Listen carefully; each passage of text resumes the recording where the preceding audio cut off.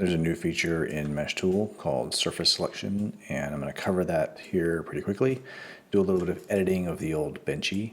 So first of all, you enable this by clicking Surface at the top here. You'll see a little spinner. It's indexing the object or mapping the object. You can use the Q key or go to Preferences to change sort of the surface radians for which it'll find a surface. So if it's at 0.1 and we click that, you'll see that you can get the top. Escape will deselect, also Shift will deselect, and Alt or Option will toggle. So you'll see here that you can do multiple selections, and that's a little too much at the top.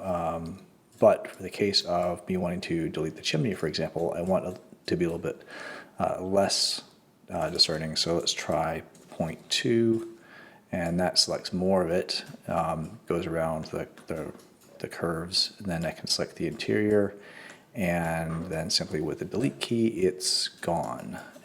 We can now see the hole on the top. The W key toggles wireframe. We see that pretty clearly. We want to patch that hole, and we do that with the patch function. So click patch, it'll actually patch the hole, and we now have a manifold object again. The W key will show us that it has been, in fact, patched. One thing we might want to do is actually have a cleaner top on this thing. So if I click it, obviously that's a little bit too loose. Let's try 0.1 and see what we get with that. That's also too loose. Let's try 0.08. Nope. Maybe we'll get lucky with 0.06. Ah, look at that. Okay, so we're going, that's a little too much actually. It goes over the edge, so let's try 0.055. That's a little better. Okay. One thing that I notice here is that it misses a couple of pieces here, but we can also see sort of how ratty the surface of the top of this is by default. That's not our fault. That's the STL. We can use face selection to get those lingering bits, and the radius of the selection is configurable here, so it's a little bit imprecise, and we can go around here and sort of clean up these little bits here. Select all those guys, and I think we got all of them, and then simply delete, and it's gone. Wireframe mode is pretty good at showing us things we might have missed, so I think we're good here. And again, I can just use the patch function and add a new top, and there we go. We have a clean top on that, no more of those artifacts.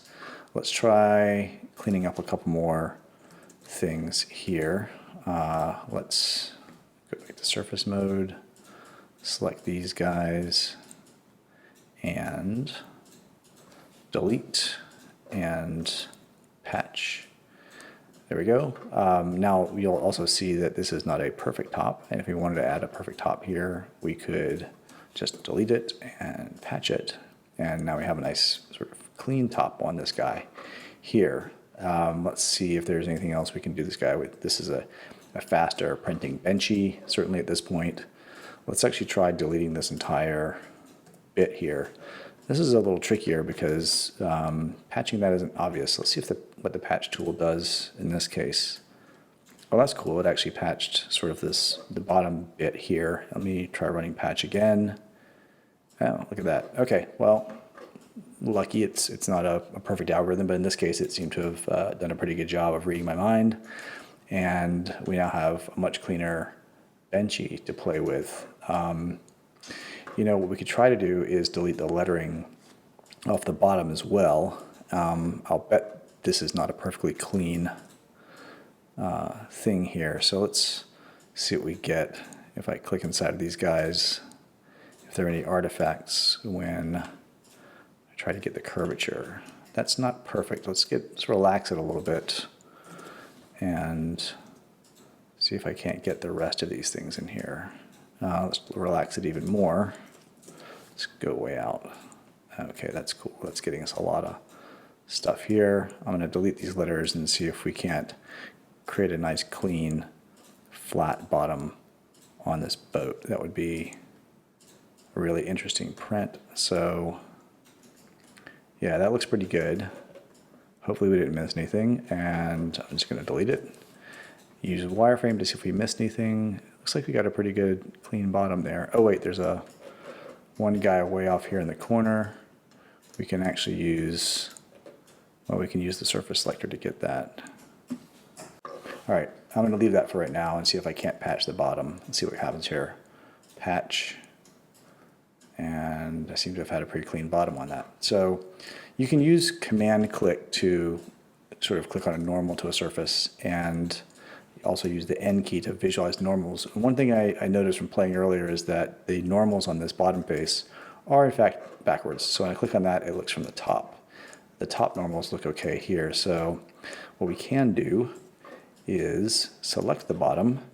If I'm viewing normals and click invert, it will invert the selection, and we see these nice normals appear on the bottom as they should be. And now when I command click, it appropriately orients toward that surface. So we now have a clean bottom, clean top, and this is going to print a whole lot faster and a whole lot nicer. Anyway, that was kind of interesting, and I hope you enjoyed this video. Look forward to your comments and feedback below.